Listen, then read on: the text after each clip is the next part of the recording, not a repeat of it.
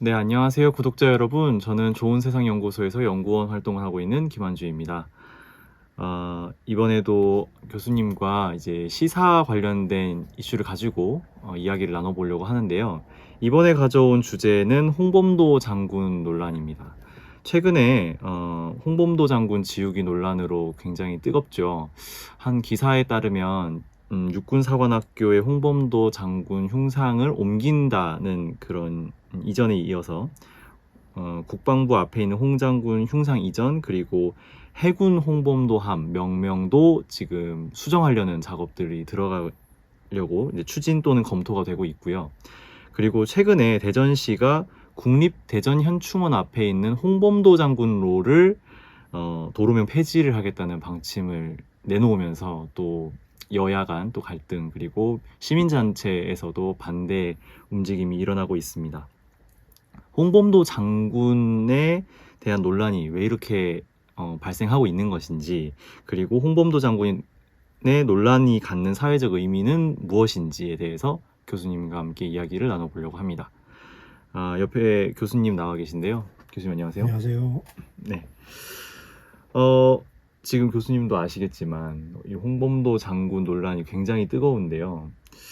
홍범도 장군이 누구인지에 대해서도 잘 모르시는 분들이 있을 것 같아서 홍범도 장군이 누구인지에 대해서 간단하게 설명해 주신다면 어떨까요? 예, 홍범도 장군은 원래 포수 출신이었고요. 포수라는 건 총을 쏴서 호랑이 잡는 이런 사람 출신이었고요. 그리고 이분이 바로 그런 이력 때문에 의병 전쟁이나 일본이 조선을 침략했을 때 거기에 맞서 싸운 1910년 이전에 그런 식의 이제 항일 의병 운동이나 의병 전쟁에 가담했던 분이고, 나중에 결국은 일본이 강점을 하면서 만주로 피신했다가 러시아로 가서 거기서 이제 결국은 나중에 소련의 시민이 되죠. 그 시민이 되어서 거기서 이제 이 국제적인 한국의 독립투쟁을 위한 여러 가지의 지원 활동이나 그다음에 독립투쟁을 하시다가 소련의 이제 지금은 카자흐스탄 지역에 거기서 가셔서 고려극장이라고 하는, 거기서 한국인들이 운영하는, 조선인들이 운영하는 극장의 경비원으로 일하다가 1943년에 사망하신 분이고, 그 자기 가족들도 결국은 이 독립투쟁 때문에 두 사람이나 희생을 당하고 부인도 그렇게 죽고 본인도 평생을 이 독립투쟁에 헌신을 한 그런 분이라고 생각합니다. 어쨌든 이 포수라고 하는 것은 당시에 이분은 굉장히 가난하고 우리 사회에서 어쩌면 밑바닥층 사람이라고 볼 수 있는데요. 근데 이 일본이 침략했을 때 의병을 일으킨 사람은 대부분 양반 출신들이 많습니다. 근데 양반들은 글을 읽을 줄 알지 전투력은 없는 사람들이에요. 그러니까 실제 전투를 할 수 있는 사람들은 이런 총을 쏴보고 칼을 쏴본 사람들이 전투를 할 수 있었고, 바로 그 점에서 이분들의 이 직접 일본군하고 맞서 싸운, 평생을 그렇게 투쟁을 했던 분이라고 생각합니다. 네. 홍범도 장군 동상이 이제 육군사관학교 내에 있었는데 갑자기 이제 윤 정권이 들어서면서 육군사관학교 앞에 있는 홍범도 장군 흉상을 옮기겠다.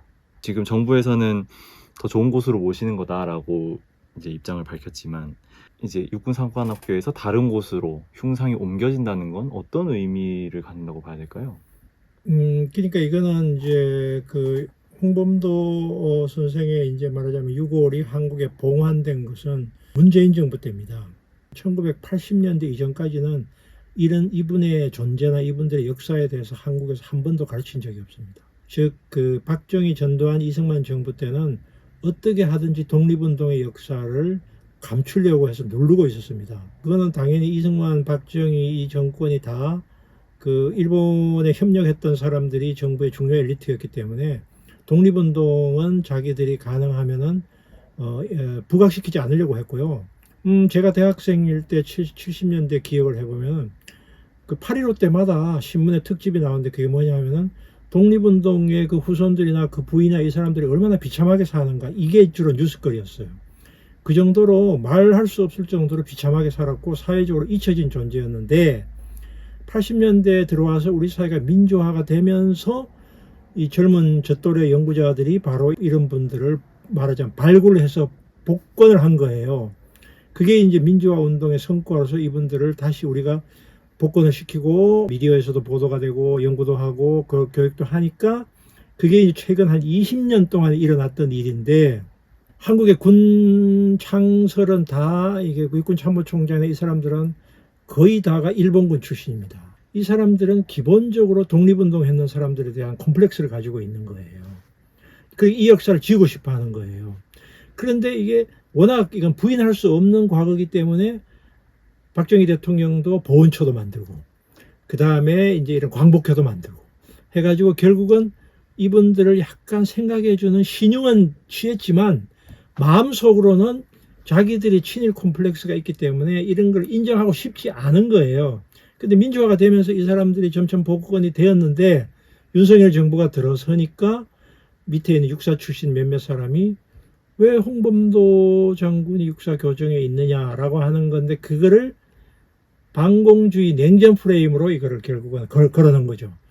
홍범도는 뭐 소련 공산당에 가입한 사람이다, 이런 식으로 해가지고 흠집을 내서 이거를 빼고 싶은 거죠.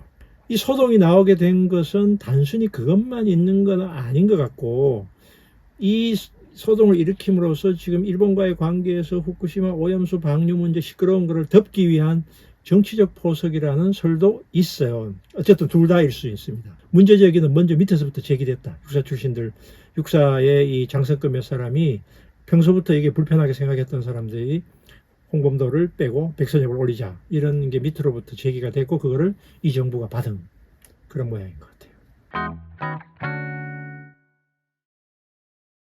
그 말씀해 주셨던 것처럼 이제 홍범도 장군이 소련 공산당 출신이다, 그래서 육군사관학교 교정에 들어가는 게 어렵다, 이런 논리가 이제 있었던 것은 결국 이게 빨갱이 논란, 반공주의와 연결이 될 수밖에 없는데, 이 빨갱이 논란이 지금도 이렇게 유효한 이유는 무엇이라고 생각을 하시나요? 이거는 결국은 이제 45년 이후에 친일파들이 빨갱이 담론을 제일 먼저 제기를 한 거거든요.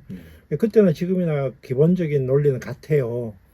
그러니까 자기들이 가지고 있는 콤플렉스를 지울 수 있는 가장 효과적인 방법은 냉전 논리를 가지고 와서 이 사람들을 폄훼를 하는 것이죠. 그러면 결국은 자기들이 정당성이 획득되는 것입니다. 아무리 훌륭한 독립운동가라고 하더라도 좌익 경력이 있으면 독립운동을 인정할 수 없다는 논리로 들이대면은 결국은 자기들이 친일을 하는 것이 정당화가 되는 것입니다. 자기가 가지고 있는 콤플렉스를 지우기 위해서 가장 효과적인 방법은 바로 빨갱이 담론을 가지고 와서 이 사람들에게 흠집을 내므로써 자기들과 자기들의 그 사람들의 후손들이 살아왔던 방식이 정당화되는 거예요. 그러니까 이 사람들은 홍범도가 빨갱이인지 아닌지, 공산당에 가입했는지 가입 안 했는지 별 관심이 없어요. 그거는 결국 자기 소재로 가져올 따름이에요. 예를 들면 이승만이 정말 애국자인지 아닌지도 별 관심이 없어요. 단 이승만이라는 상징을 가지고 와야 자기들이 살기 때문이에요. 즉 자기들의 정치적인 입지를 위한 그 소재로서 동원했을 따름이고, 이번에도 역시 마찬가지입니다. 홍범도가 좌익이냐 아니냐라는 건 사실 큰 관심이 없어요. 단지 현재의 일본과의 관계에서 후쿠시마 원전 오염수를 방류하는데 이런 것을 예를 들면 덮을 수 있는 담론이라는 거죠. 그러니까 결국은 우리 민족이 외세에 당하는 고통이나 어려움을 배반했던 사람들이 그거를 솔직하게 이야기하기 어려우니까 아예 묵인을 아니면 아예 침묵하거나, 그러니까 그런 논리의 연장에 있다고 보시면 돼요. 전부 다 그러니까 일본의 편에 선 것이 정당했고, 옛날에도 정당했고 지금도 정당하다. 그러니까 일본에 대든 것은 무모한 짓이다. 일본에 대든 것은 무모했거나 아니면 바보짓이다. 일본에 편든 것이 현명한 것이었다. 이걸 말하고 싶은 거예요, 결국은. 그래서 이 빨갱이 담론을 계속 등장시키는 거예요. 앞으로도 계속 유효할 것이라고 생각하시나요?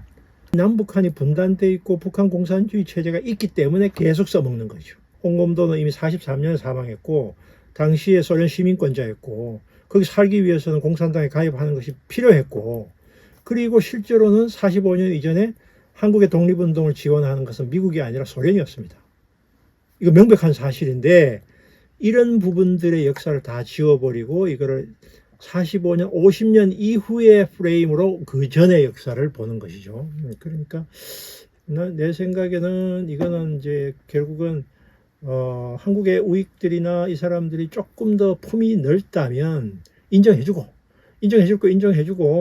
독립운동 한 사람도 인정해주고 당시 사회주의 운동한 사람도 독립운동의 일환이었다라고 인정해줄 텐데 그거를 인정 못할 정도로 아주 속이 좁다는 거죠.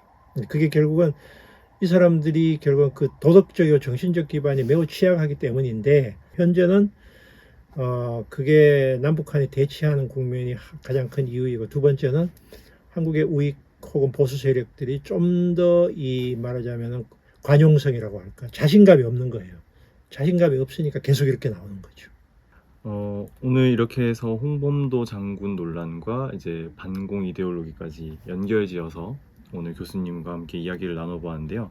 다음에도 한국 사회에 있는 이슈를 가지고 교수님과 함께 이야기를 나누면서 한국 사회에 대해서 통찰해보는 그런 시간을 갖도록 하겠습니다. 네, 오늘 말씀해 주신 교수님 감사합니다. 감사합니다.